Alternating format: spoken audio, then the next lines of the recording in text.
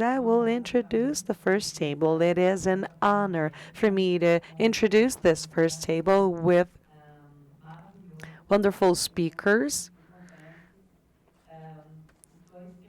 who are very important. The two first speakers will not be able to be with us in person, unfortunately. We have a sad news coming from João Paulo Lima Barreto. He suffered an accident, so we really hope he heals to be in theme with the event. Lots of the people who are here in person with us are wishing you to heal properly, João Paulo. Then we'll have Eveline, who will also join us online. And in person, we have our mediator, Marisol Marini, and Professor Antônio Saraiva. I will introduce all the speakers and our mediator, and then I will let them interact between each other and with you guys too, because after the lectures, we will open the mediation with the group who are the attendees with us live, and then the YouTube attendees. So the first speaker is João Paulo Lima Barreto. Is an indigenous person from São João da Cachoeira, from Amazonas. He has a degree in philosophy, is a master and doctor, a PhD in social anthropology by the Federal University in Amazonas. He's the founder of the Center of Indigenous Medicine Basaricovi in Manaus. And I'd also like to highlight that he is a part of an indigenous scientists group that, for the first time, December last year, published a paper in Nature Science titled Nature Science, Indigenizing Conservation Science for a Sustainable Amazon. So his article dialogues with the research that are ongoing here. Other than that, João Paulo and the co-authors in this article define the concept of BACC, which is a formula of healing, health, and care in Tucan language. So it is a perspective that invites humans to heal the environment for the coexistence of humans and nature's environments, and has also the standpoint of gifting to maintain the ecosystem and maintain also the balance between human and non-human beings within an ecosystem. So I believe that is a rather interesting definition. So allow me to comment on this, because I have to say this, it would be worth for us to read this piece. Eveline Dürr, our second speaker, is a professor of social and cultural anthropology at the Ludwig Maximilian University of Munich, where she researches themes as environmental interdependency, identity, migration, and mobility, with an emphasis in Americas and Oceania. Eveline is currently leading the project Reinhard Koselleck about planetary healing. Our third speaker, Professor Antônio Mauro Saraiva, is an electrical and agronomic engineer, senior professor in the Institute of Advanced Studies in the University of São Paulo, where he coordinates the Saúde Planetária Network in Brazil. He's a member of the directive committee of the Planetary Healthcare Alliance, and he always worked in multidisciplinary research involving technology and communication in agriculture, biodiversity, environment, and healthcare. and he works with different projects connected to the themes with national and international funding. Last but not least, our mediator, our wonderful mediator, who will be performing the questions after their lectures. She is Marisol Marini, investigator in the University of São Paulo, the main investigator of the new project Corpo Comum, Common Body, an approach non-anthropocentrist of the eh, insurmountable convergences in healthcare and planetary health in the Public University of São Paulo. Thank you for being with us. Thank you for partaking this wonderful table, and I'll invite to the floor João Paulo Tukano. We're really happy to have you here with us, João Paulo.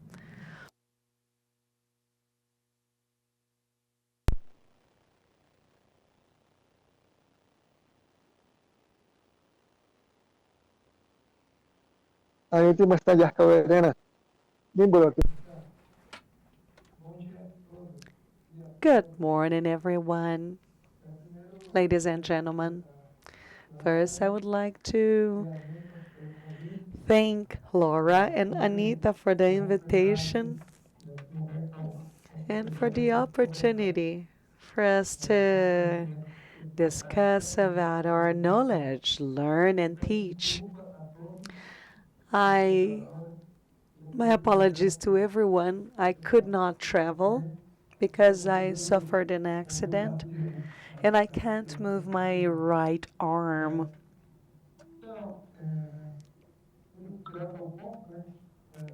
Let's go straight to the point. We're all together, indigenous and non-indigenous peoples. We are worried with the situation we're going through. And what's happening to the planet and the climate, because it's affecting us all directly. So this is an important moment for us to think, to consider and dialogue in a different way. I always say that one thing is having scientific knowledge. It's important and necessary. The other model of knowledge is our model, the indigenous way of thinking and the knowledge. Many times it is not taken seriously. It is seen as not valid knowledge and left out. But today, we have to overcome this vision and this asymmetry so that together we can think of the situation that affects us directly. So, what I'm going to say here is our advice. How do we look? How do we conceive? And from our ideas, we understand what surrounds us, be that social life and the life with other types of beings and things around us. In that sense, I'd like to start by saying that to us, the land we call planet or the earth is a body. It is a body constituted or made by all the interconnected things and that are connected with a network of relationships. To us, as a body, as everybody, it requires care. And we do that all the time. More than a body, the earth for us is like the body of a woman. So, to us, it generates new lives, and it'll only do so as the earth, because there are only two things that generate lives. That's the body of a woman and body of the earth. So this is why we look at it like that. When we speak of that, we're speaking of the care. A woman's body requires very special care, and we do that. Just like we cater to women's bodies to make sure she generates lives, we have to cater to the body of the earth. That's a very important concept to us. Thinking about the collective care, the well-being means it has to do with social relationship, and it's thinking everything as a whole, and look and think that we are part of this whole. We are not everything. We are just a part of it. We made the mistake of thinking that us as humans, we have the ability to build and talk and live. No, we are just one of the parts. We are just one form of humans. We have different forms of humans. That's the second very important point to us. Us, the indigenous people, we have the conception of having everywhere in the world inhabited by humans. And unfortunately, it was translated into to Portuguese as the spirit or the soul, but it's like the concept is different. It's in the realm of earth, forest, and in a realm of the water, which are the rivers, the oceans, and this construction that every environment are inhabited allow us and makes it our duty to have the connection with the other humans that inhabit in these other realms. We are in a network of exchange. We are exchanging all the time, and we are also living in a conflict area. And we are also living in a friendship arena. And for you scientists, it may sound surreal. Even to us, it's surreal. Some of the things that you say are surreal to us. That's the great experience. We need to overcome everything. For us, it's real because to guarantee our collective health, we need to understand, communicate, and negotiate with the humans who inhabit the other realms. For example, when you talk about a waterfall, and we call it the Chapiri house. We are saying that there has people living in there, not a spirit. We say that people live there. So every time I go fishing, I have to ask for the permission or ask to ask these people who inhabit this place to get into this area. Otherwise, I'm going to be seen as a burglar, that I'm stealing something from this territory. And that's where disease comes from. And just like that, when we destroy this waterfall, we are destroying the house of these other human beings. So they get really mad at us and they attack us. And that's where the disease comes from, many diseases.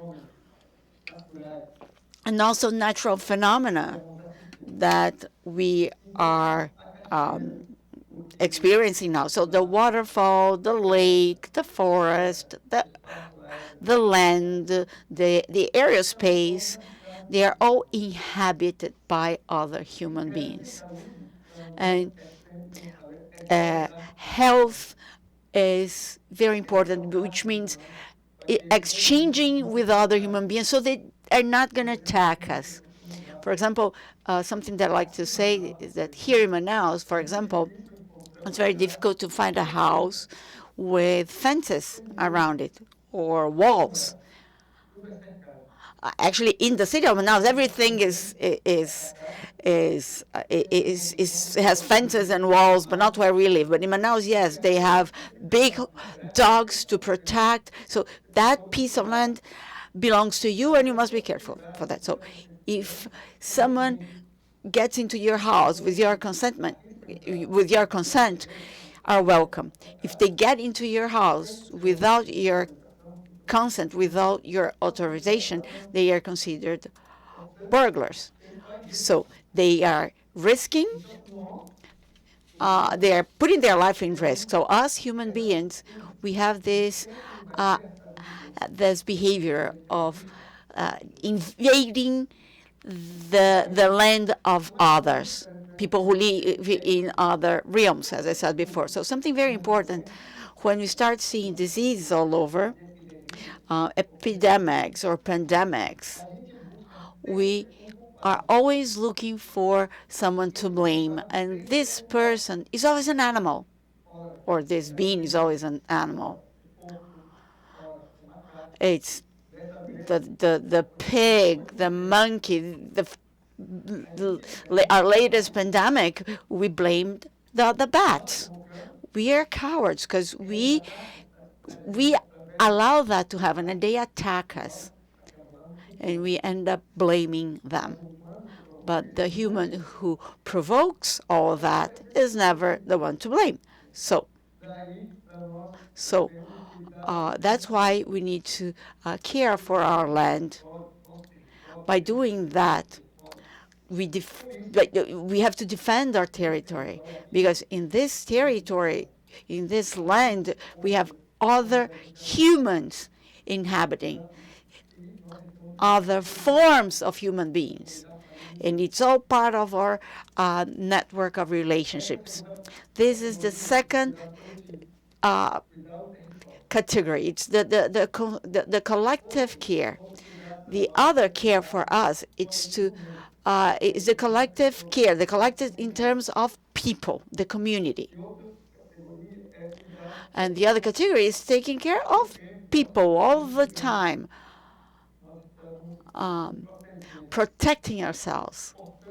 So we are the peoples. Let me explain better. We are preventive peoples.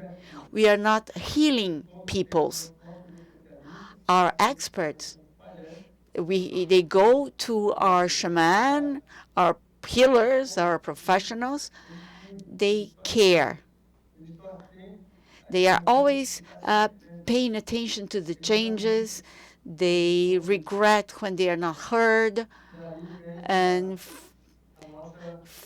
that's where our technology of care and health comes from. We have our own medicine. According to the ecological data, we inhabit this land we have been inhabiting this land for more than 12 million years, 12,000 years in our case. So we developed technology. We have been developing technology according to our calendar.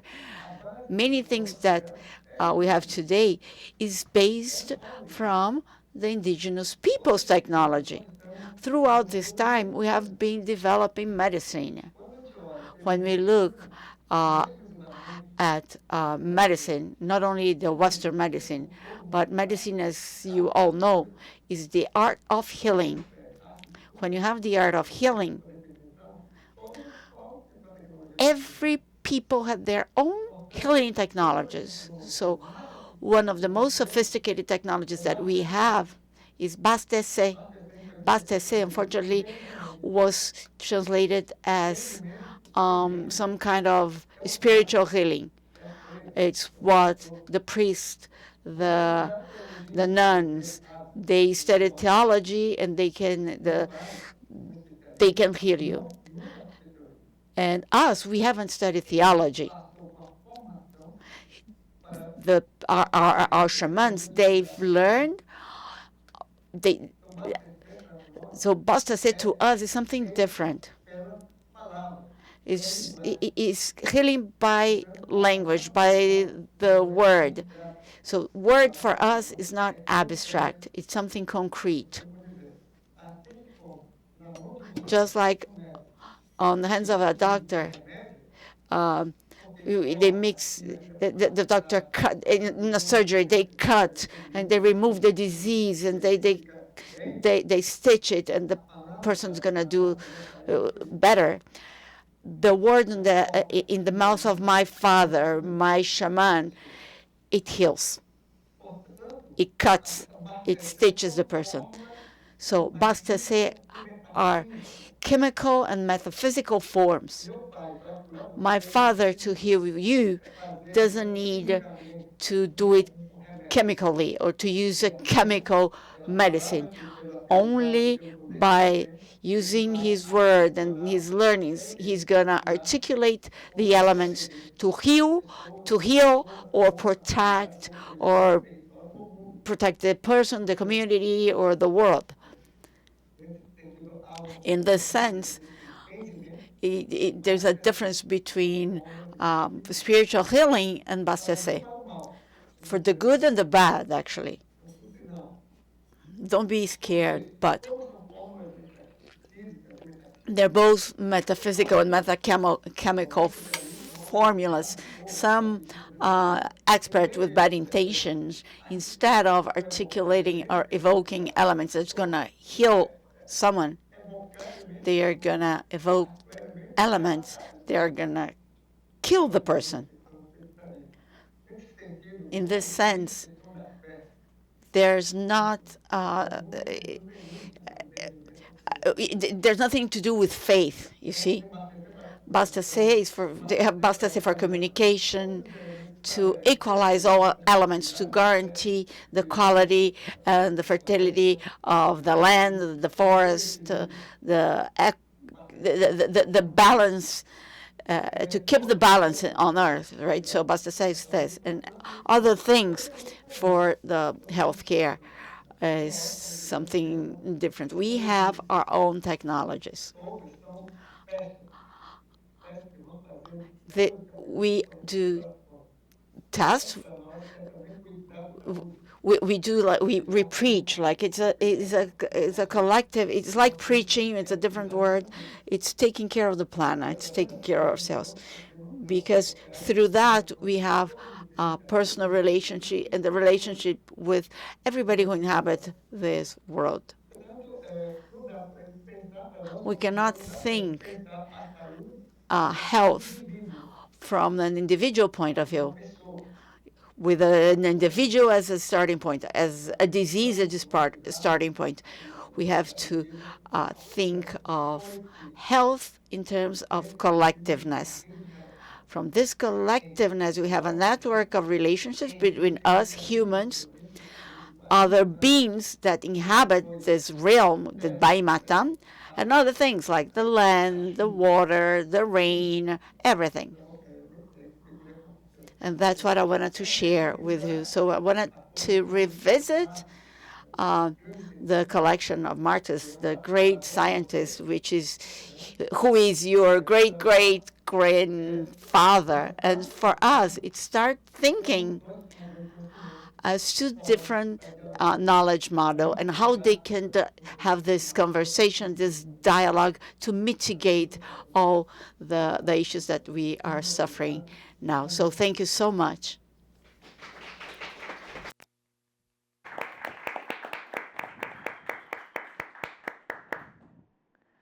Maravilhoso. Muito obrigada.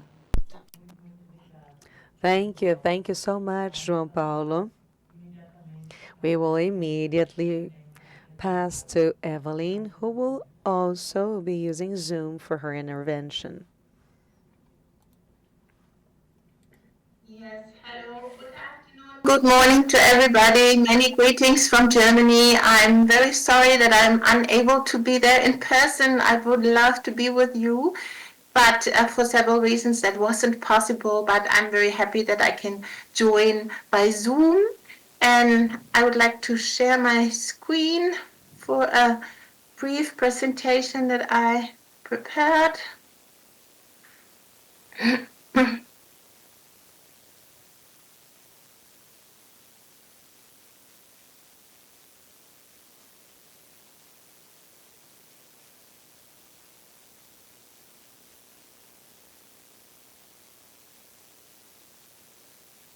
All right, can you see the screen? Is that all right? I hope so. Okay, then I will just proceed. Well, first of all, thank you also very much to, in particular to Laura for inviting me. And I would also like to thank João Paulo for his talk and his presentation, which is really preparing a bit also what I wanted to say, and I can very much link into his way of thinking. So I'm very glad that he shared his thoughts with us, even though he is unwell. And I'm super proud to say that João Paulo and other colleagues from Manaus, from the university there, will be part of the project that I would like to present now to you. Laura already mentioned in her introduction that I'm leading this project, which is called Planetary Healing. So, of course, the title is very pertinent to our discussion. It is based on an anthropological angle and funded by the Deutsche Forschungsgemeinschaft, by the German Research Foundation. But I must say that we received this grant just last year, and we started our work in November.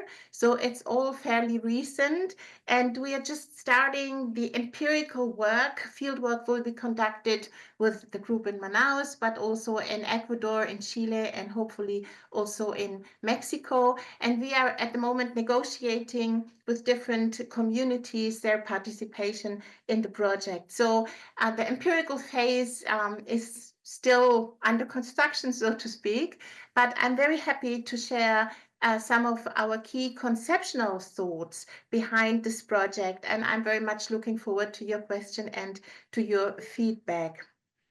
So in our group, we take current findings of human-environment relations in times of climate change as our starting point, as our point of departure.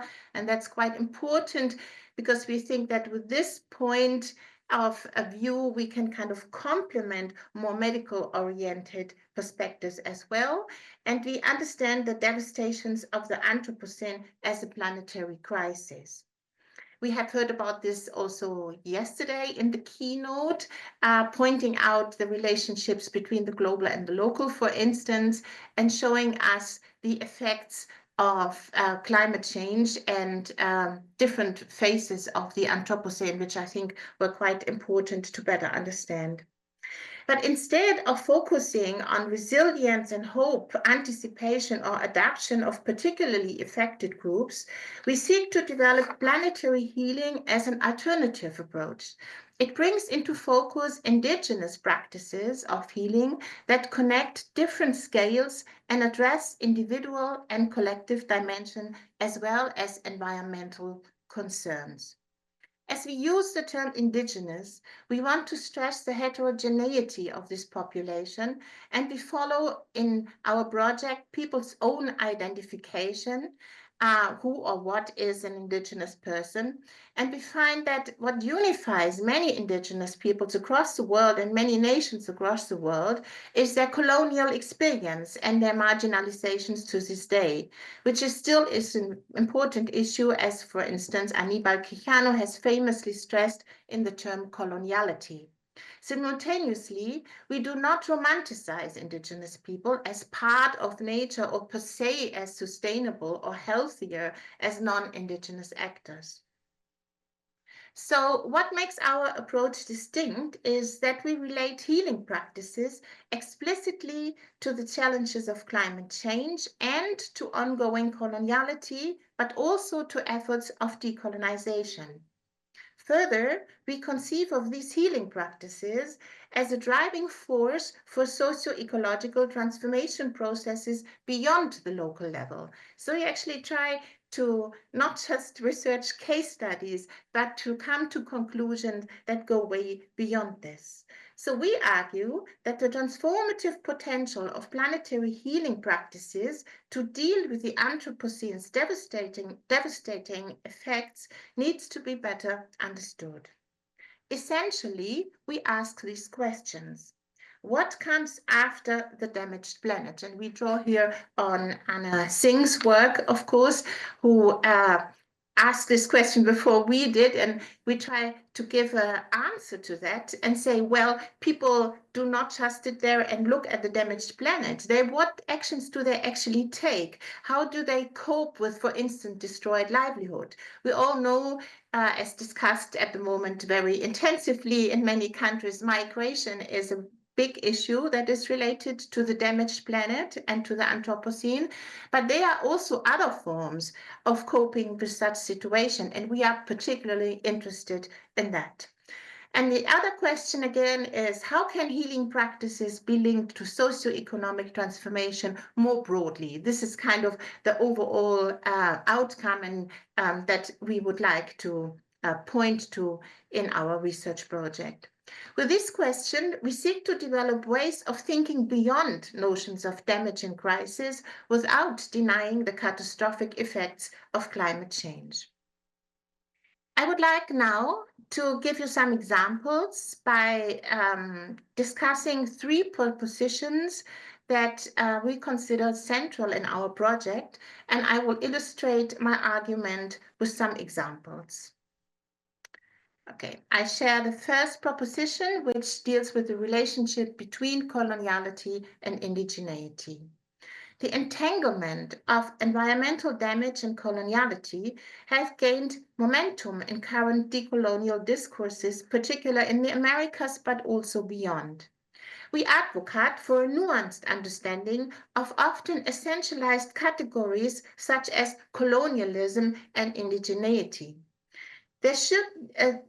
This should not be read as binary victim-perpetrator relationship, nor cause and effect principle, but as situated in and shaped by network or rhizome-like arrangement, and as entangled histories within uneven power regimes.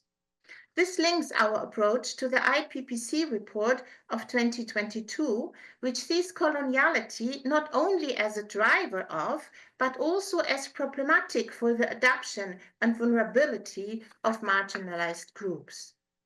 Examples of healing, indigeneity and coloniality are, for instance, issues on land rights, as for many indigenous communities, healing and well-being cannot be separated from place. There is a sacred geography that connects individuals and communities to their land in terms of ancestral powers, history, and identity. Certain places mark important events for the community, such as collective memory, or act as knowledge keepers, which need to be cared for. So I refer to the famous title of Keith Barthow's books, Wisdom Sits in Places. So we have to care for these places, and wisdom needs not necessarily be generated in a Western understanding as we often try to, but it's there. It needs to be unlocked by taking care and engaging with particular places, for instance. If communities are deprived from access to these places, we thus would argue that healing cannot occur without addressing forms of injustices, power structures, and land rights. In this context, healing refers to the embedding of people in their socio-ecological environment and includes both collective experiences and individual suffering. The concept of planetary healing that we wish to propose emphasizes the interconnectedness and contingency of various scales. It addresses intergenerational traumas due to colonial condition and refers to the communal socio-political dimension as well as to the individual, mental, emotional, and spiritual well-being. Thus, healing does not merely target local non-human environmental animal relationship, but involves much larger issues while not losing sight of the importance of the local context. In other words, planetary healing is also inextricably linked to scaling practices, both in terms of geography and temporality. I move now on to my second proposition, which discusses situatedness of healing practices. We argue that healing cannot be essentialized as a practice or phenomenon, rather different practices applied to achieve of what we conceive of healing, which I think I have to add, but you probably know differs also regionally quite considerably. Thus, we favor a situated approach to capture the respective meaning of healing, and we link this to investigate non-human environmental relationships in order to better understand the related practices. We ask, how do different ways of being in the world affect notions of healing and healing practices? Healing is always social and historical and never without context. It is closely linked to questions such as who and what is a human being? For example, notions such as personhood are important, and as we know from Latin American examples, this does not only apply to humans, but also to rivers and other phenomena seen as natural or objects in a Western perception, but which can in fact be also seen as kin or ancestors and play as such a key and powerful, even essential role in healing practices. Other examples are, for instance, limpias, ritual cleansing, which cannot be understood without a grounded knowledge of personhood, as they are done to bring back the soul or aspects of it or certain spirituality in order to make a person complete again, in a Mexican susto, for example. In fact, in Mexico, feeling bad, feeling weak, or feeling without energy may also be related to nahualismo, that is, the close relationships and fate humans share with specific animals. A human being may be sick because its animal is unwell. That means that in order to heal the person, the animal also has to be healed. Thus, healing practices are to be researched in tandem with worldviews and need to be situated in their respective cultural context. Proposition 3. What potential does planetary healing hold for socio-ecological transformation more broadly? This is a very tricky question and still very challenging for our research group, as we are not really there yet, but we are researching various pathways how we could possibly answer this question.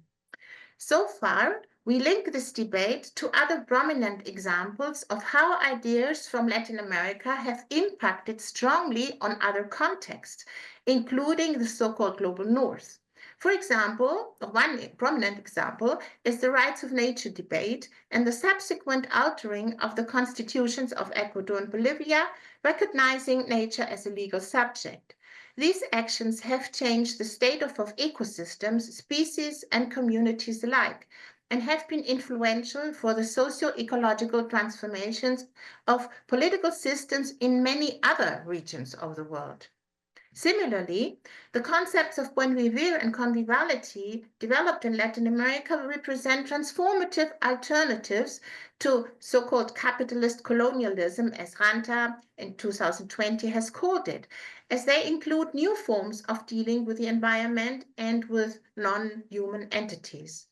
Thus, the increasing weight that is given to indigenous knowledges and the ways of knowing is challenging hegemonic worldviews and dominant political arrangement. And I think we heard this also very clearly in the talk of João.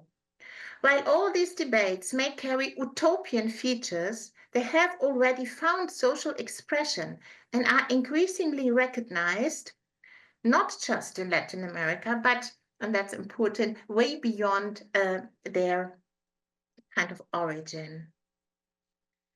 So far, We would argue that stressing the relationality between spheres often seen as distinct from one another, such as the environment and the social, the material and the spiritual, the natural and the cultural, are important pathways to achieving socio-ecological transformation. Further, we also find Marisol de la Cadena's approach helpful to dwell a bit on this, as she proposed that the inclusion of non-humans in our thinking will lead to an inclusive we that relates human and non-humans. So what are the consequences of a new we when we take multi-species approaches seriously? So the question would be, who is actually our community? Who belongs to our community? What is the collective we that we can generate if we think along those lines? And who or what do we consider be part of our broader context or even of ourselves? In conclusion, our research group, we try and we will contend at this stage that putting indigenous perspectives at the center of scholarly inquiries has the potential to generate novel responses to climate change and to foster social transformation all at once. We further argue that the acknowledgement of different forms of human-environment relations may have unforeseen dynamics and sociopolitical consequences. This is an important point. It is not so easy to say what the outcome will be if we will take other and alternative ways of thinking seriously. We already see that these discussions have enormous effects, for instance, in the right of nature movement and the ontological debate in anthropology, one might add, ultimately asking questions about personhood, completeness, and health and healing and environmental relations more broadly. Ultimately, to be healthy means to be in tune with relationships, which can be to plants, animals, non-humans, rivers, of course, to other humans as well. We propose that healing cannot be achieved without decolonizing our thoughts on these very relationships. And this brings me back to issues of coloniality, which we consider an important element to address in order to achieve healing. I also would like to stress that I don't think social anthropology alone can do all this, but I think it is important to invite and to call for an interdisciplinary dialogue on these dimensions in order to address some of the major challenges worldwide. Thank you very much for your attention.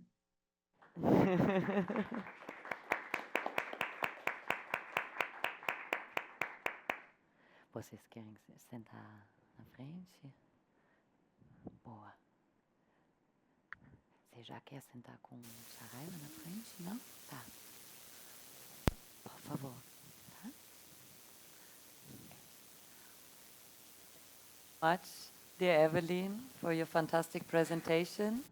And we now have Antonio Saraiva present as the third speaker in this panel. Thank you, Antonio. Good morning. Bom dia. Desculpem. Guten Morgen. Bom dia a todas e a todos. É prazer estar aqui. To be here today. I put together some notes, but I decided not to bring a slide deck, a presentation, so I'm going to be a little bit more informal. And I'd like to start first by thanking Laura, a great partner in the past few years in many things that we have been doing with other partners as well. Let me start saying that I think it's an excellent opportunity based on the titles, the Planetary Revisited in terms of global health, planetary age, and everything you're talking about. So I think it's very important to revisit the planetary action, not in a sense of revising it, because it's so new. I mean, we can revise everything at any time, but trying to go further and revisit it in a sense of clarifying what is the planet, good health in the planetary age, because it's a very ample meaning. It includes everything. It's all inclusive. It creates opportunities for us to have partial views, of course, but better understanding as well. And some confusion in terms of different healths. We have different health. One health, global health, eco health, global geo health. You can choose the one you want. You can create your own meaning of health. And I want to make it clear that I don't see any conflict with different approach, as long as we take into account that we have been swallowed by the same final goal, which is revert the multiple crises we've been experiencing, especially the climate change.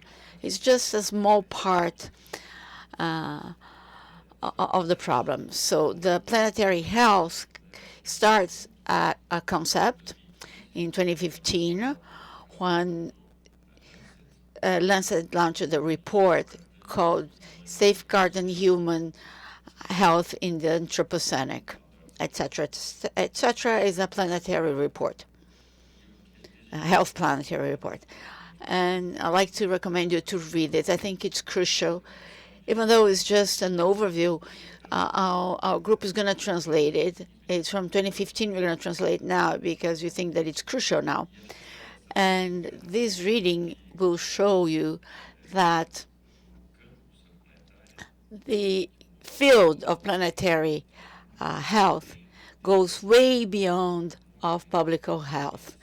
It goes beyond the issue of medicine. I'm going to talk to you about my own experience. When I got this report, and I had to divulge it in Brazil. We have engineers, agronomist engineers, environmental engineers, and so on and so forth. But planetary health, when I read that, I thought, okay, it has a lot to do with me and with all of us. It's not health stricto sensu, it's planetary health.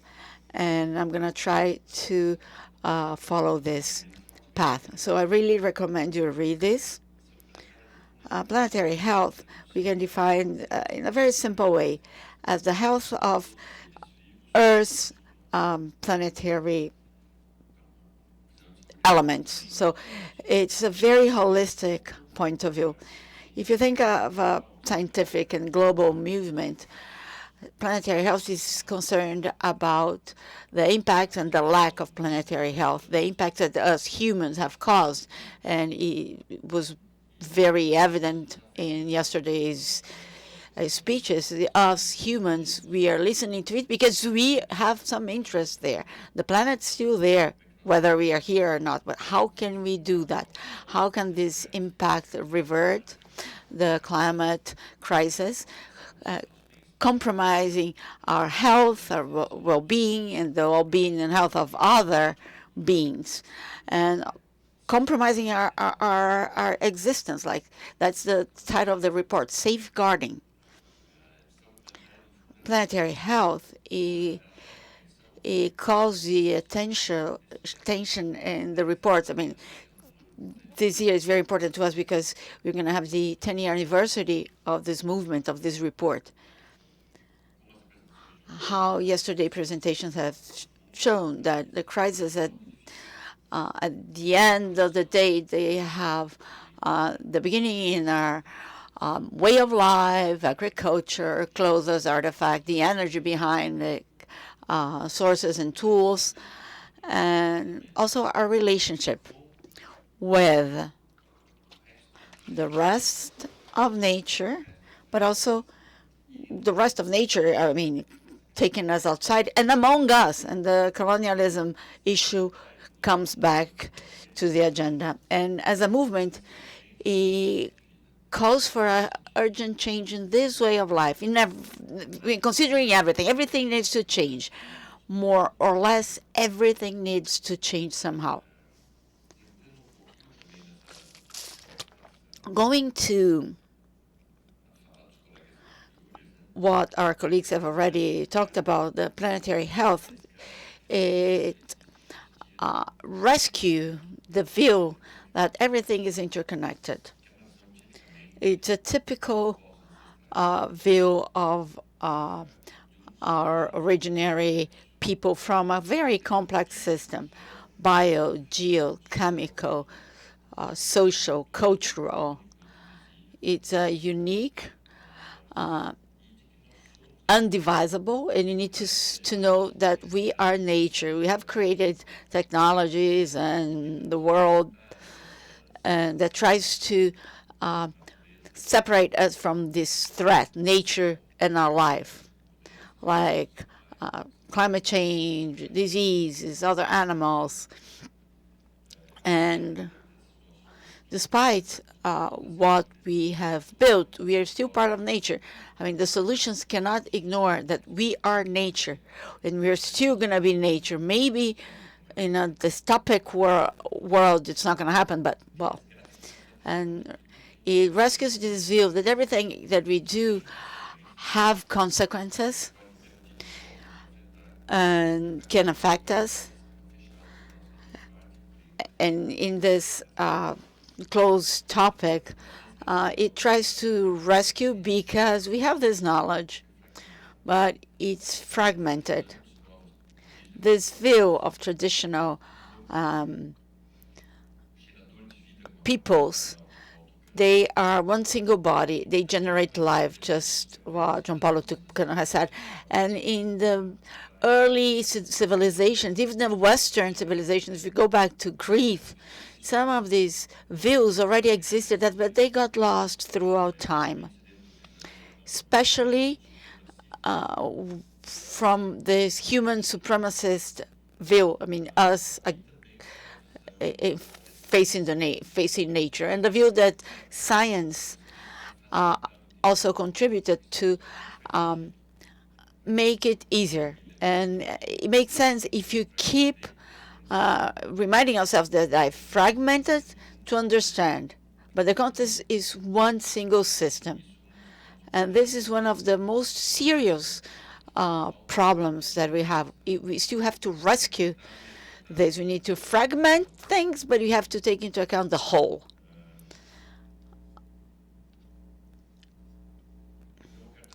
So I also want to highlight that the indigenous knowledge and traditional one, they are strongly valued in the planetary health. If you had the opportunity to participate in the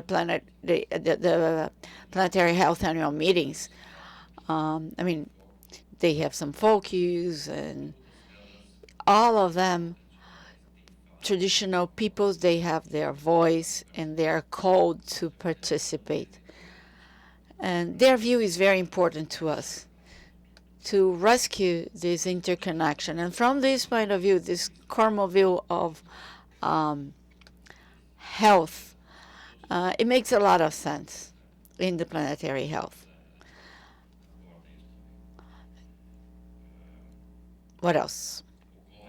Here, what happens, as I understand, it's still viewed very skeptically. I don't know if I'm being very euphemistic, but the professionals and people who were born in this culture of rationalism and fragmentation and the human supremacists and science and technology. It's another thing that we need to overcome. Our previous speeches, they followed this direction. It was great. Again, in the planetary point of view, because we are humans articulating all that, and we can see this problem, one focus of the planetary health, the anthropocentric one, needs to be taken into account. Not everybody is connected. We can have this holistic view. We can bring it from a very close point of view. It's also your problem. Even if you're not connected globally or more holistically, this focus on human, it's still part of the planetary view, and this attempt to try to bring views within these limitations of their views and so on and so forth. We still impact or incur in complex social complications. Because at the end, people are living in different moments of their lives. You cannot request everyone to react like the other. So we have the colonialism there. We have to remember that we got to all these crises because a very long story that's been highlighted in the past 100 years of options and human behavior. It's not the planet to did that. It's our action, anthropocenic action, that led us to this situation. It has perpetuated and strengthened these inequalities. So the decolonialism is central in the search of solutions. And it goes to a social aspect. I could say that even more than the technical aspect of it. In my humble opinion, we do have a technical knowledge for that. We have knowledge to face all the challenges that we face. The problem is deployment, implementation. It goes through human choices, personal choices, or the choices of people with a high level of power or influence. So for me, it's crucial. It's not a technical issue only, okay?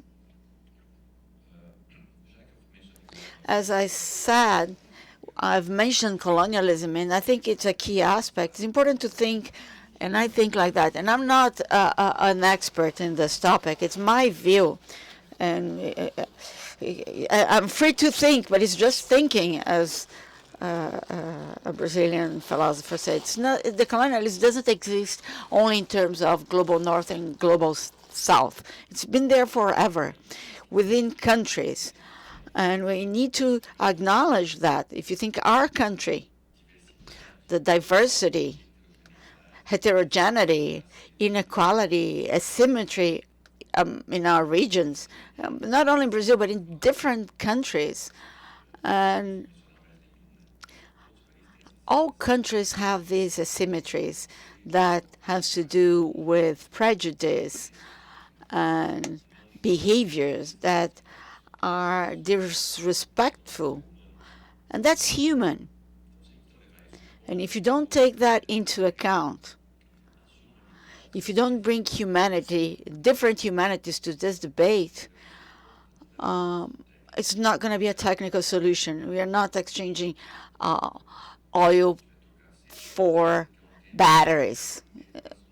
We are going to stop exploring oil fields, and you're going to explore a lithium mine. So I think these issues are very crucial in the planetary point of view. And that's why we try to go after this holistic view, as holistic as possible. However, there are some different responsibilities within our programs. Of course, we have a climate change. The global north is responsible in its majority. They've benefited from resources, natural resources, process, domination that allow their development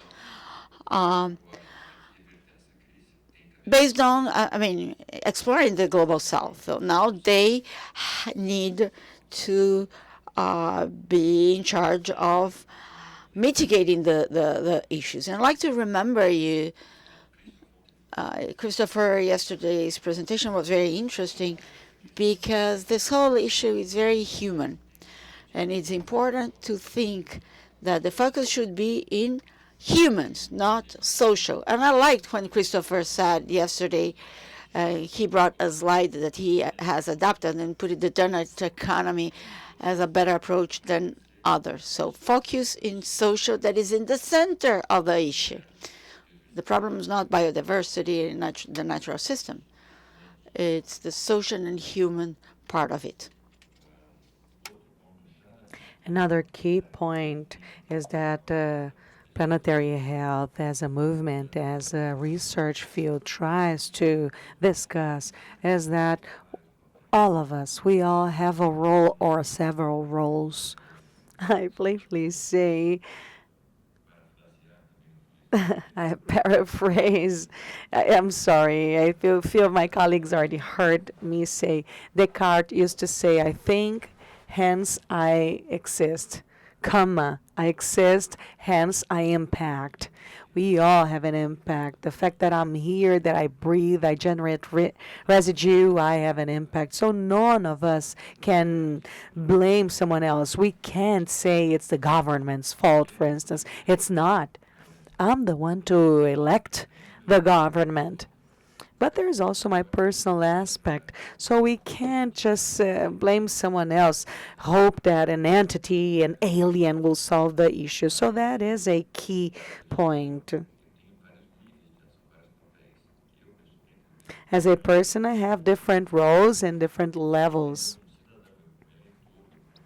As a citizen, as a voter, as a professional, as a human being, you're in different shoes, different roles. So I would like to suggest you to hear a different document that I also find to be key. In Brazil in 2021, we had the fourth Congress. The first was in the south of the planet. A part of the Congress was about creating a declaration on planetary health. And the declaration ended up being titled São Paulo Declaration of Planetary Health. It was globally developed. It involved 400 people in a democratic, wide, difficult process to curate.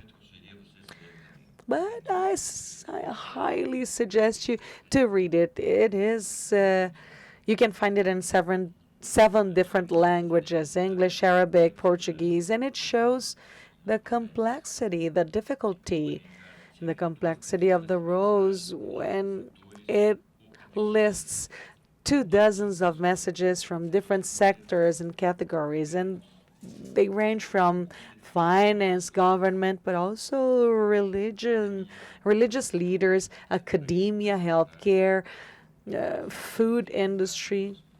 All these sectors have impacts and possibilities, but also the arts. And we do have an exhibition with a group of artists here partaking this event, and youth and so on. That is, there are different roles and actions that we can fit in, that we can take on. So, I'd like to wrap it up.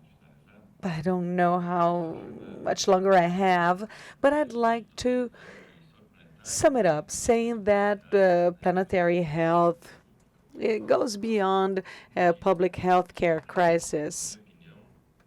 In my opinion,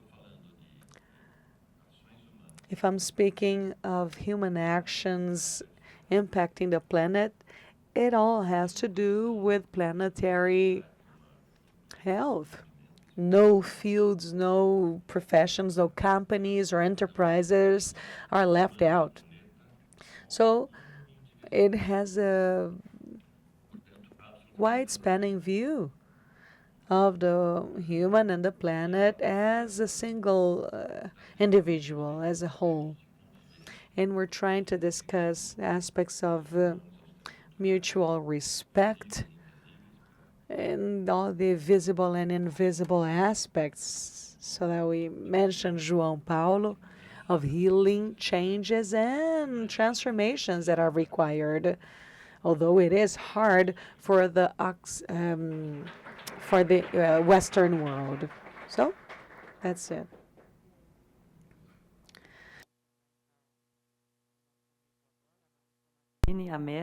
Okay, so I will now invite our mediator to the table, and I'd like to ask João Paulo and Eveline to, if possible, stay with us for a little longer. I know we have a slight delay, but it would be wonderful if you could stay with us for a few more minutes so you can reply to the questions that might come, the questions from Marisol and from um, our public, from the attendees. Good morning to everyone present here and for those who are virtually present here. Good morning. How do you say good morning in Tucan, João Paulo? We don't hear you. Maybe his mic is off. Hello, hello. Ayumsi. Oh, that's difficult. Does any of you want to take the risk? Well, I wanted to say good morning in every language. That was my point. So I'll try to be brief because I know time is ticking. I'd like to express how honored I am to be here. Just like Professor Saraiva, I do understand this is a great opportunity for us to meet. Laura is a promoter for meetings and very productive encounters. So I'd like to thank all the people involved in this, in organizing this event and these encounters. And they're so important because the tasks are pressing and huge. So we need to help each other, collaborate, and contribute. My comments regarding the three lectures is about this. So they're all related. I'll start off with very punctual questions to João Paulo, then to Eveline and Saraiva, but they're all related. João Paulo highlighted in his lecture the way that we live in worlds that are very different. The world João Paulo inhabits is very different than ours. And I remembered that recently João Paulo had the opportunity to work with a climate scientist who works with modeling in Amazonia, and he was discussing his research project and the difficulty he had to model the forest due to the diversity. So he said that diversity was a nightmare, a nightmare. Because from the standpoint of science and the way modern sciences operate, it is very difficult to deal with the diversity. So it is this incompatibility of worlds that we're mentioning here. For us who live in urban centers in a modern cosmology, illnesses are the things that prevent us from going to work. So we have to take time off because we have to allow the other colleagues to work. And it is very different from your perspective. And we risk doing what Eveline alerted us, that we might not reduce the differences. So I am operating here as if we came from two completely different worlds, and the diversity of worlds is very wide. So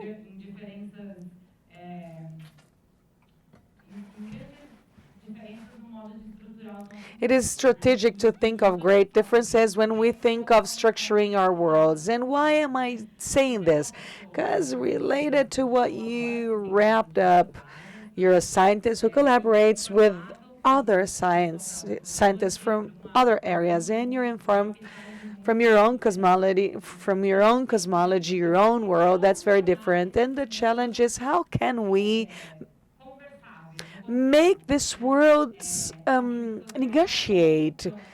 Social sciences point to a few paths as a common language between all the different sciences, the indigenous and other forms of knowledge and the traditional sciences? How can we find common ground, common vocabulary, and how can we, even though we have differences in the worlds, collaborate with each other? So I would like to know from you, João Paulo, about the difficulties you have experienced with collaborating with other scientists. You have co-authors. Because in one hand, you have this, you did this option. You opened your own hospital, your indigenous hospital.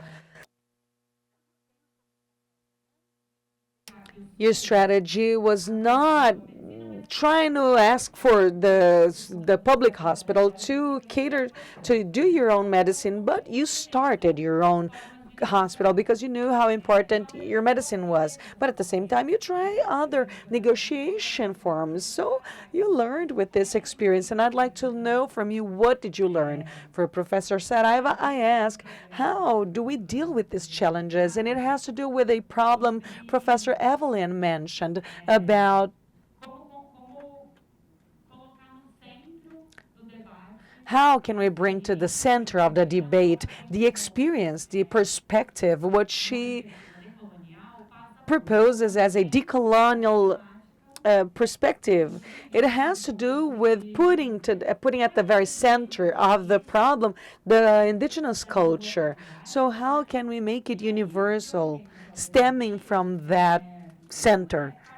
And the challenge I see is regarding vocabulary. I've been considering, when I think of planetary healing, that the healing work has to do with redefining the concepts. It's a conceptual work. So how can we make sure our concepts are more relevant, gain relevance? Because in one hand, we have a challenge that we need a common vocabulary. And the other side, and I identify with you, Professor Eveline, we have to cooperate with the terms used by the UN, by the state, and how can we dialogue with Saraiva at the same time? We just can't waste our time, waste our efforts trying to get to a consensus of what term will we use. At the same time, some terms, they don't get to the point, to the heart of the problem. So that's a dilemma. I'd like to know from you if you have any idea of how can we do this, because we understand that the way we name things is important, and it makes a difference because concepts will produce things. And João Paulo mentioned how concrete the words are in cosmology.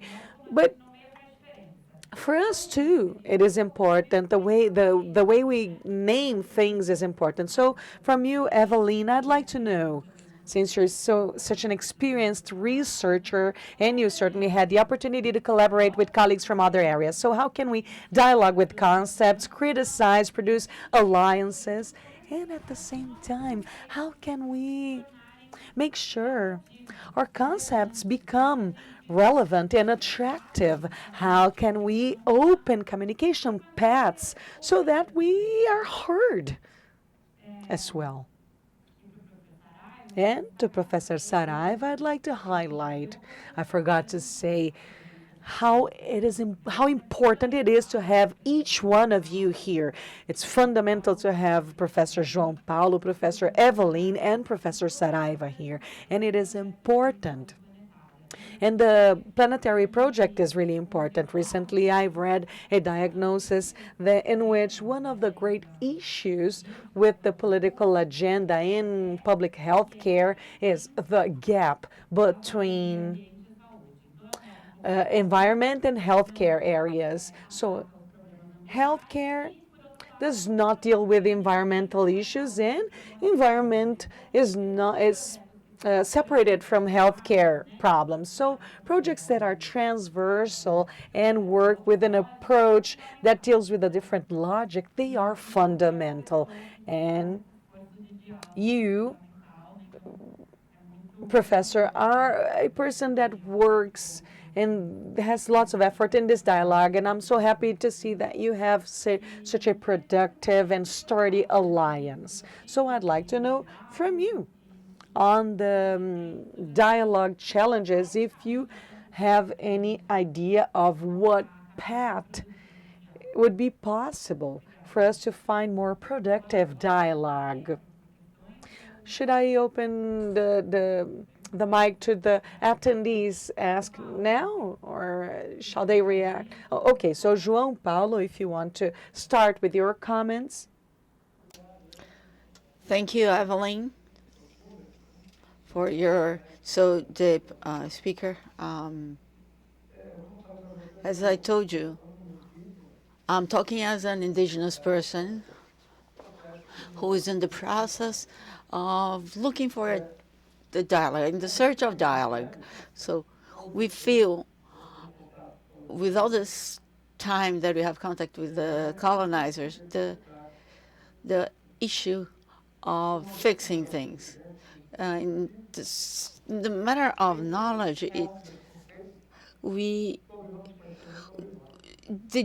our knowledge and us are not taken into account, and these concepts are only used to disqualify our bodies, our land, our knowledge, our expertise, our technology. So science has this pretension of being universal and truth, and everything else is not knowledge and it's not true. So it's a myth, is an urban legend, is a belief. So everything now is part of ethics. So ethnic. So I'm on João Paulo. I'm connected with my ethnicity. So all the concepts are there to disqualify us, and that's why it's so difficult for science to have this dialogue with other different knowledge models. And that's why we are bringing to the table this issue. Let me give you a quick example. I've been an anthropologist for a few years because I went through all the process to be an anthropologist. I studied since I was a child. And today, I have a post-PhD, postdoc in anthropology. I took this path of science very seriously. Just like for us, for my people, to be an expert, you have to go through some sort of very rigid practice or training, followed by several elements. Not anyone who can say, okay, I want to be a shaman or an aibaya. Those are people who went through this process, through this training. So it's a very simple question. Is it possible for a non-indigenous person to become a shaman? Yes, it is possible, as long as you go through our training session. Just like I became an anthropologist, I went through all the steps to be an anthropologist. So we have two different knowledge models. Science wants to capture knowledge. That's why this concept is very important, because science is not going to capture this concept because it's not in the logic of science. Just like science for us, we are not going to be able to capture that. That's why we really believe in the differences. A very simple example that I like to give you. I'm part of an indigenous group of the Tukano people. In the Alto Negro, we have different peoples, 3 different peoples. I cannot marry with someone younger than me because she's considered my sister. You see? I have to marry someone that is younger than me from a different people. Because with this difference of relationships, that I'm going to become more human, more people, more person.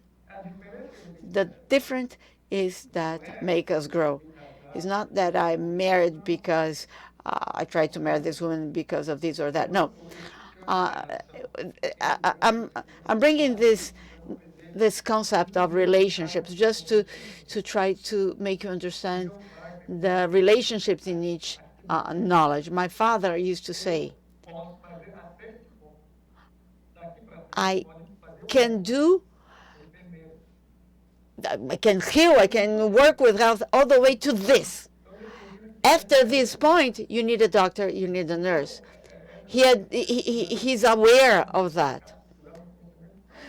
So you trying to capture our knowledge is not really going to work, or us capturing their knowledge is not going to work. So science is very important to us as well right now, to our communities.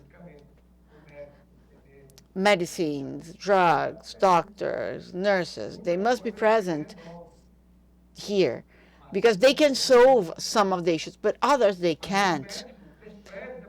But the problem is a doctor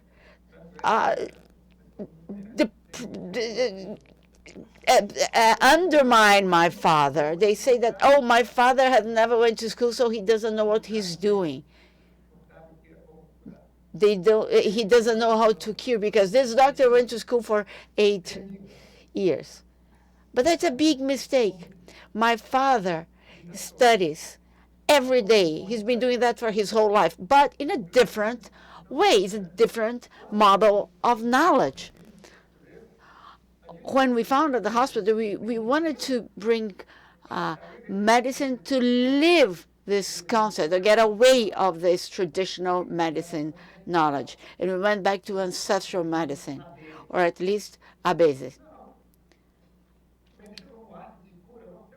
The medicine as the art of healing, we do have that. The art of care, the art of health. 12,000 years. Who's going to tell me that we don't have the art of healing? After 12,000 years. I think that's the greatest issue. We want to take different very seriously. We have different models of knowledge. We need to promote a real dialogue, not trying to dominate the other or overcome dominate the other. Thank you, Professor João Paulo. That's a central issue, which is the ability to know your limits. And I think it's a great challenge to us. Modern science, they are heroic. They need to have answer for everything. And I think that's a very important point to make. Professor Eveline? I hope Yes, thank you very much. I would like to reply to João Paulo. This is a very important contribution. I just would like to add to this with some observation from my perspective. What counts as evidence and what counts as knowledge and science is in many disciplines quite clearly defined. And that contributes to the fact that other types of knowledges are not seen as knowledge. They don't qualify as knowledge. They are superstition or creencias or myths, as you also said, João Paulo. So, but what is often forgotten is that what we perceive as science is a historical product. It has developed under very specific historical, cultural conditions, and is now defined as science as a universal concept. But actually, we need to historicize it. How did it develop and why did it develop that way and not in another way? So we can kind of really relativate science as one way to look at the world. And I would like to share one observation that I make quite often, and that also goes back to what our moderator was asking about diversity is from hell and difficult and so forth to deal with, which of course I can understand. But I think a certain openness is of course required, otherwise we will go nowhere, but it goes beyond that. because my observation is that actually indigenous peoples very often are able to accommodate in their way of thinking scientific knowledge, in quotes, what we consider as scientific knowledge. They don't see it as a contradiction to their belief system, to their forms of spiritualities. Quite the opposite. They are very creatively able to integrate it. I give you one example, mapping, for instance. Mapping is a very important exercise for many indigenous communities because it relates to land rights and so forth. So they are using top-notch technology to map their land without losing any centimeter of spirituality. They actually map spiritual places as well. So I think what is not a way forward to see scientific knowledge and non-scientific knowledge, I call it now, as a kind of dualism full of contradictions and ambiguities that cannot be combined. There are many, many examples where we can combine knowledges, approaches, worldviews that seem to be contradictory, but they are able to be in tandem and can be quite fruitfully applied. And many indigenous people do that. They don't lose their culture, to say it like that, but they are able to combine things. Whereas I know also a range of scientists who don't do that, who say, no, this is not scientific, so I do not integrate this way of thinking in my modeling or in my type of analysis. And I think that's a bit of a problem here. So maybe we can also, in our scientific community, reflect on where our categories that we call scientific categories come from. What do we count as evidence and why? In the minute we historicize that and we look at the cultural origin of our own way of thinking, it's of course also cultural, if you want. It's not less cultural than any other way of thinking, so I would not hierarchize that, but I would really argue for reflecting on this. And again, I would say indigenous people can also help us here to show very creative way how these knowledges can be integrated. And maybe that's also a way forward to overcome this duality of thinking in either or. And it's not either or, but it is and we can add, but we don't have to exclude, but we can simply add. And that steers, of course, and provokes our way of thinking and disturbs it. But to be disturbed in thinking is very productive, as we know as scientists. So let us be disturbed by other ways of looking at the world. And I think that can be a very productive way for all of us. Thank you. Thanks, Professor Eveline. Eu concordo que a perturbação é muito. I totally agree that disturbance is very productive.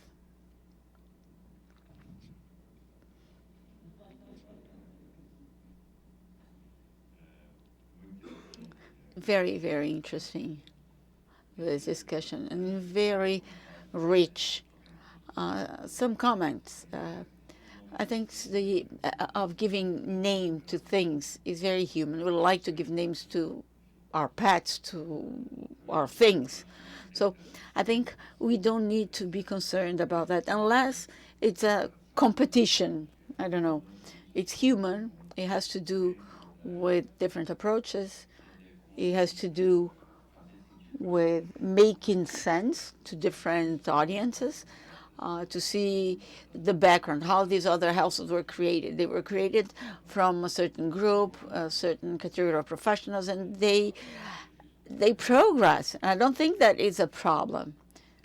I don't think that disturbance is a problem. Again, it helps you think, and I don't think it's a problem. And I think it's crucial how to advance. The transdisciplinarity is crucial. We are surrounded by a complex world, and we need to bring transdisciplinarity, interdisciplinarity, multidisciplinarity. It's all in the realm of words, but it's not in practice. For a younger person, transdisciplinary category is maybe a problem in when they try to get into a public position. Maybe in the academia it works as well. We have a lot of talk, but the practice not the same. So we need to have some sort of opening, not be bothered by some of the disturbances that we face. And I think it's for people, I think it has to do with age. I think we need to fear our differences less. And the different of knowledges, because if you are more humble in what we know and what we don't know, admit our ignorance from the complexity point of view, and we can learn more and produce more, and I think that's just crucial. Otherwise, we're not going to overcome these disciplinary issues, science versus other sources of knowledge. And I do believe that we can combine these different forms. When you look at the background of the social science, how many theories were thrown to the fire? People were thrown to the fire until that knowledge becomes accepted. So you need an opening to not reject something. So we need to consolidate and deny just to disqualify. I think it goes against the principle of science. Having this opening is important. More specifically, in terms of we've launched a few, like 15 days ago, the advance and integration of the policies of crime in Brazil, the perception of Brazilian stakeholders. It's part of a project with other 7 countries. It's going to be released next week. And we have some interesting articles from the academia point of view. It's something that you've mentioned. The academia, science must be more like a protagonist of public policies. We are too far away from it. Not many people have dedicated their studies in this knowledge because it was a weird field, difficult field, has a different logic, different battles, but it's absolutely necessary. We have to, we cannot be only surrounded by our walls, because if you do that, we stay like within ourselves, we are going to melt with the rest of the world. So the academia needs to value all that. They have to be more open. Because if a scientist dedicates his life to that, they're going to be looked as someone who is just showing off. They do a lot of outreach and so on and so forth. It's complicated. It's way too human. Humans are complicated. But that's what we have. These are who we are. Another issue, when we think about the academia, we have to educate the interested parts. It's not, people are not connected to climate policies. It's getting better, but very, in terms of the policies, right? It's necessary to educate these people about this connection and the impact. We need to quantify the impact from a quantification point of view. It can be economic or so on and so forth. This is crucial. People need to mobilize in order to understand. And for that, we need another crucial aspect. I mentioned education, now it's communication. Communicating science is crucial. We cannot live within our walls. We need to communicate. We need to divulge. We need to get science to the policymakers. My experience shows that in one side it is a handful of work, and you need a lot of patience, lots of resilience. But also, some people like to do that better than other people. We have to respect the profiles, but it is fundamental. We all have a role to fulfill, and we have to understand which role we have. Okay, thank you. Before I open the mic, I'd like to take the chance to seize the moment to say that I hope we have the opportunity to discuss this. I believe the emphasis we've been giving to the communication of science is troublesome, because if science is integrated to community, it needs no communication. So as we need to take a step back and reformulate the way science is communicated and done.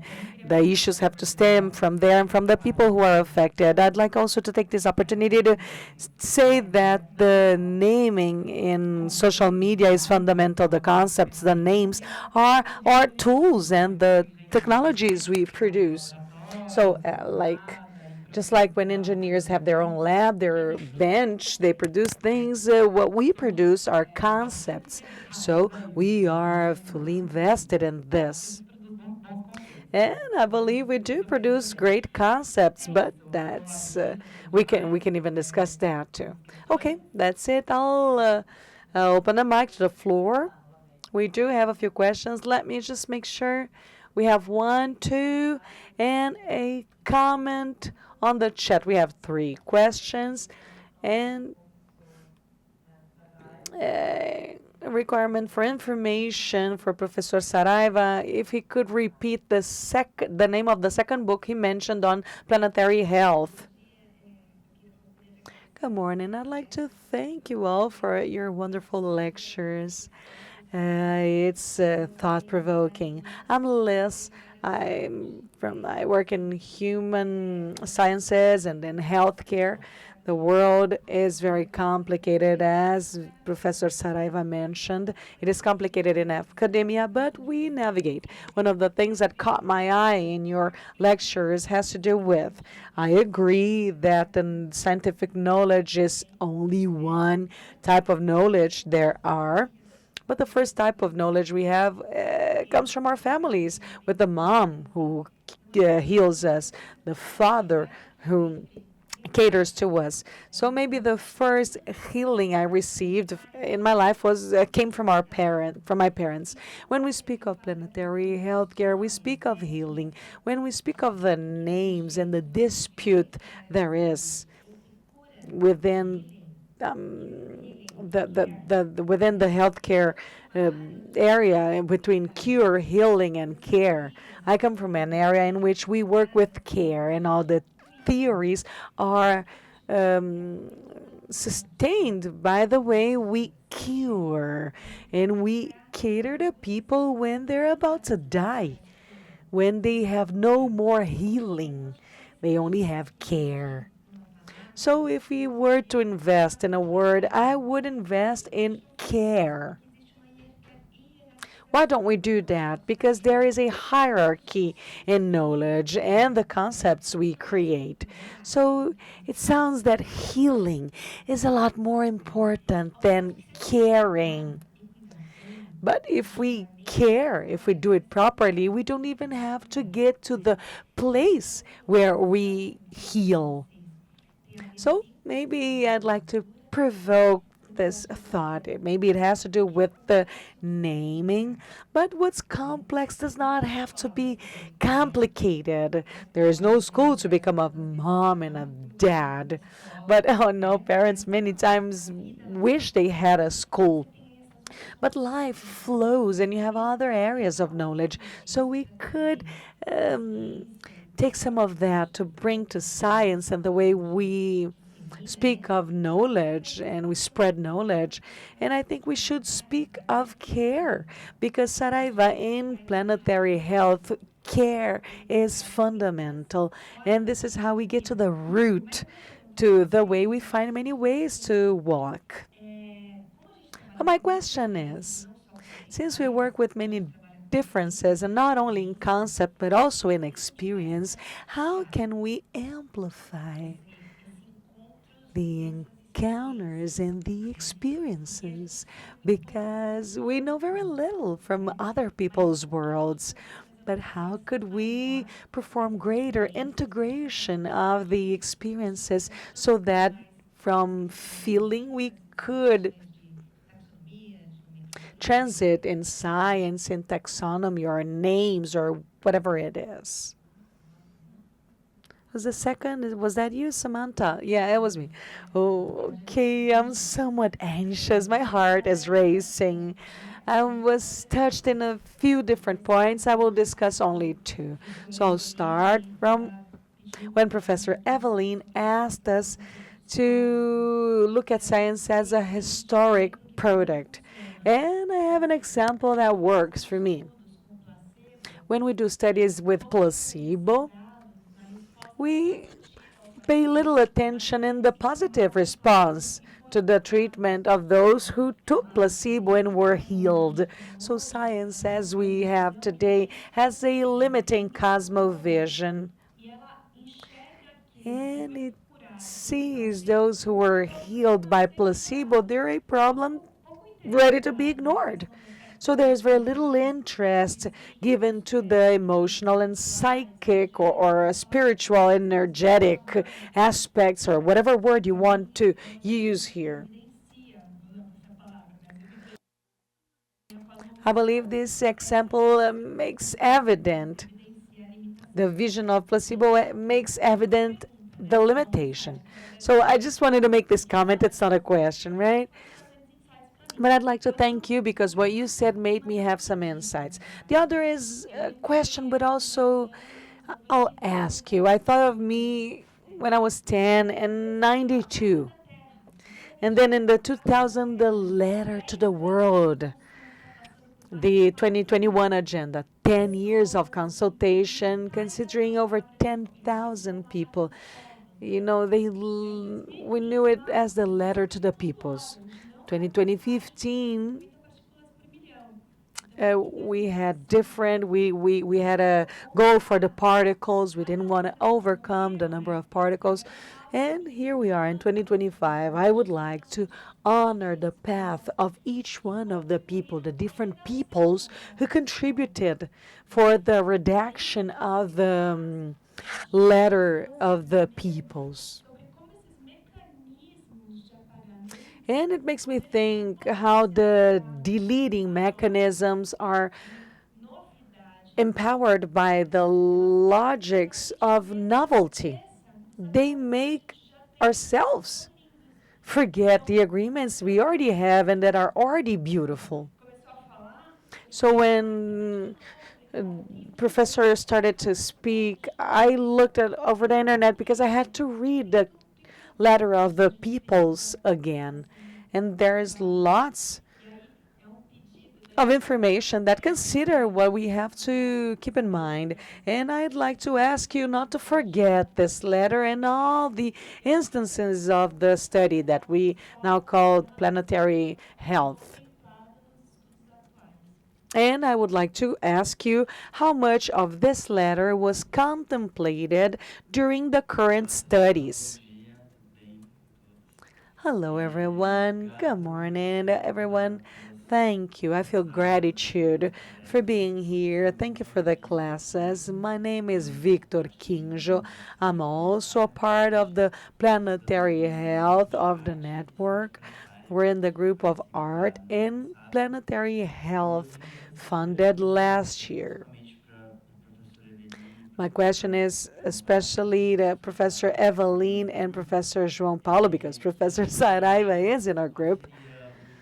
And I'd like to know what is the place of what we call art, because science is a category and art is also a category built within our world. So what would be the role of the music, the dancing, the painting, and the other artistic expressions within the studies and the cosmologies that you introduced? What would be the role of these tools and these languages in the healing processes and the care processes, to consider what Les said, of the planet, of our relationships, of ourselves, and in the planetary health?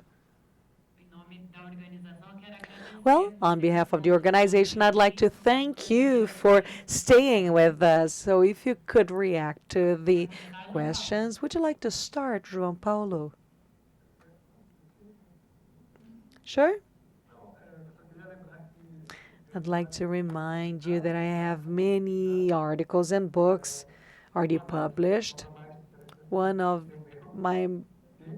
the most interesting works on this regard is Ematan, Pursuing the Human. When I discuss this issue, another book is Imodome,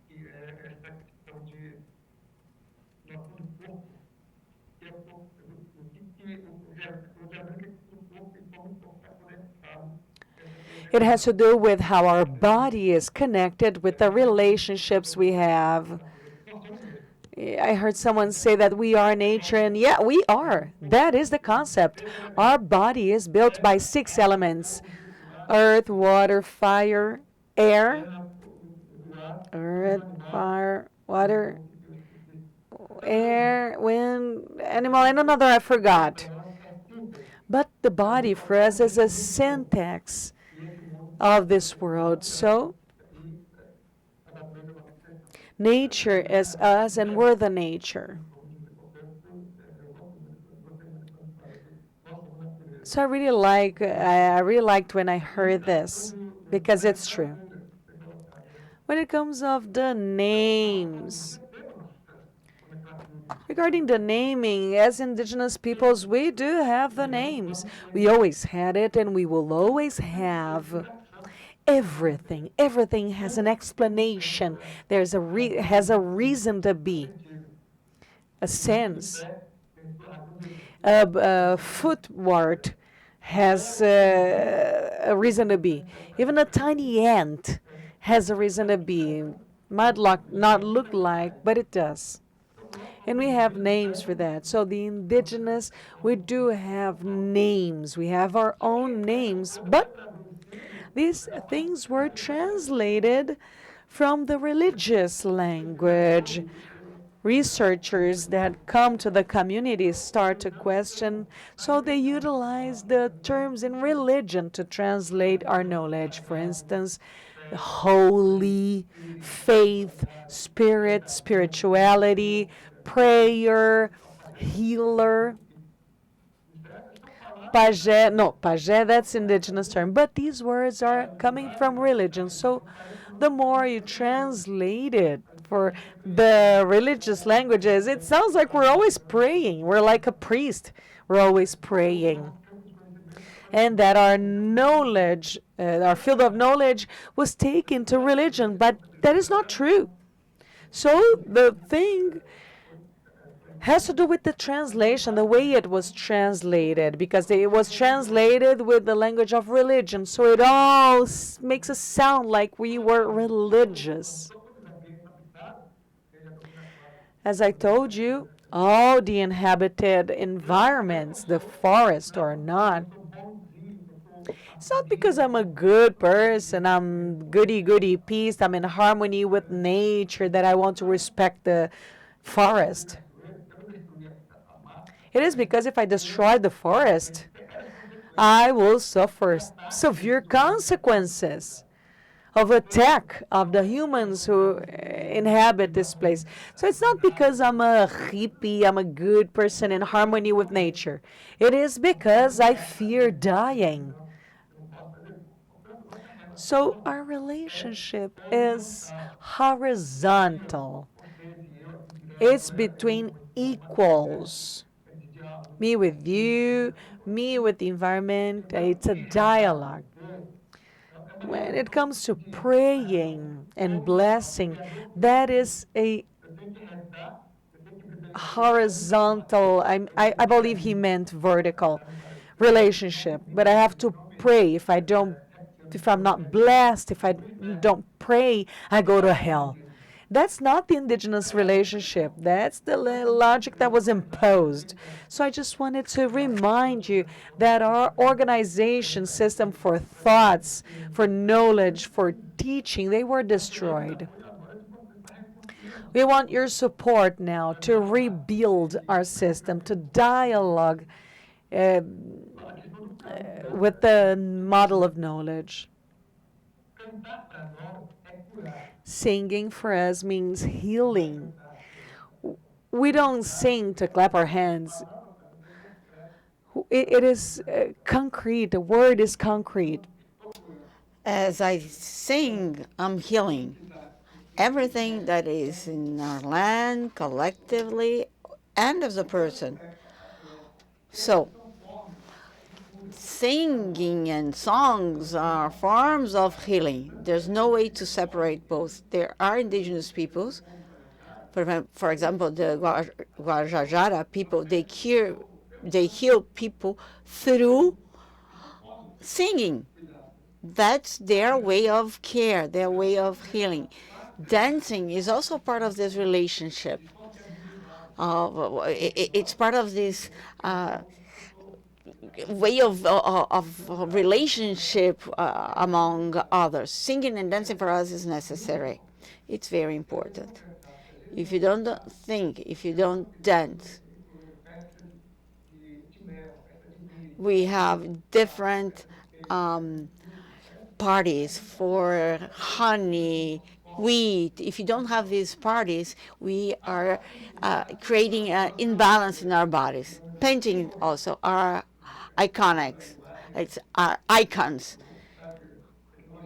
in terms of technology. It's our icons because every painting is a window of knowledge. They are icons to access knowledge, door to knowledge, but it's also protection. We paint to protect. We paint our bodies to protect. And there are different ways of painting. You're painting for war, for protection, to say that I'm single, that I'm looking for a girlfriend, painting for kids, for women. So there's a set of paintings that are part of the life of the indigenous people. Thank you, João Paulo.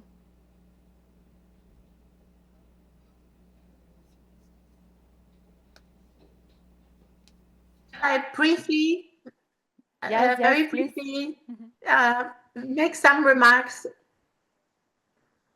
I know we are over time, but I just want to echo basically what João Paulo said about different knowledge categories, so to speak, and that relates to the question of art, which we haven't discussed yet so much, is embodied forms of knowledge versus more cognitive-oriented forms like text-based knowledge production that we are used to and what we usually consider as truth, as science, because we privilege the written over the oral.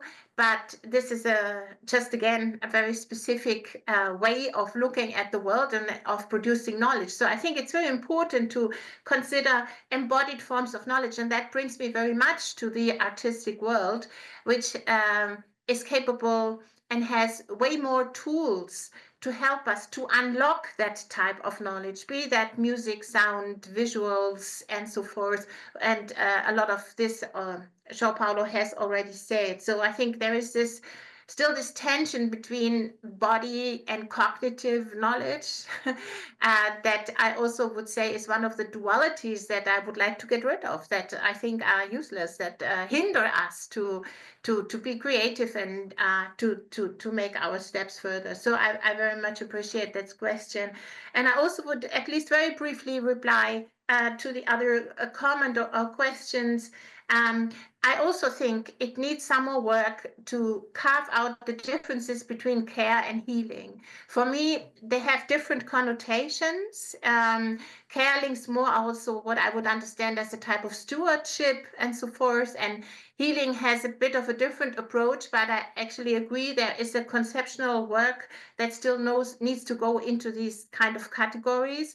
And as an anthropologist now, again, I also like to include the categories not we use from our scientific point of view, like care or healing, but what actually are the words that the people who heal are using? How do they describe healing processes? They probably don't say heal in any case, but they would use their own categories. And I think that's also very important to unlock or to kind of access this type of knowledge. And again, very briefly, just 2 sentences, what we have not touched yet about it, when we speak of the plurality of cosmovisions and so forth, and of communication, which I also think is very important, is the social media. And I think that's a very important area when we talk about science communication, but when we talk also about communication in general, we have to include that world as well and discuss these issues that might pop up there as well. So I just wanted to add very briefly these remarks to the comments. And I thank very much the audience for staying with us so long and for engaging with us at the end. Thank you. Muito brevemente, então, eu vou começar pela... Very briefly, the document that I mentioned is the Declaration of the Planetary Health. So if you want to get into the Planetary Health Brazil, which is our group, who is here at EAI, it's been translated to 7 languages. So very briefly, I think it's very interesting, the idea of care. Care, for me, it's something that comes before. Regardless of disease, is maintaining and keeping the well-being, keeping life alive. So I think it's a discussion about the terminology. How is the dialogue? Us who are here today, we need to have action. We need to make things happen. It's an example of a location. This event is here for that. Lara is perfect for leading this sort of event. It's also important to take this to the institutions. You end up with bubbles, in bubbles, and it's important to have this dialogue, to expand this dialogue.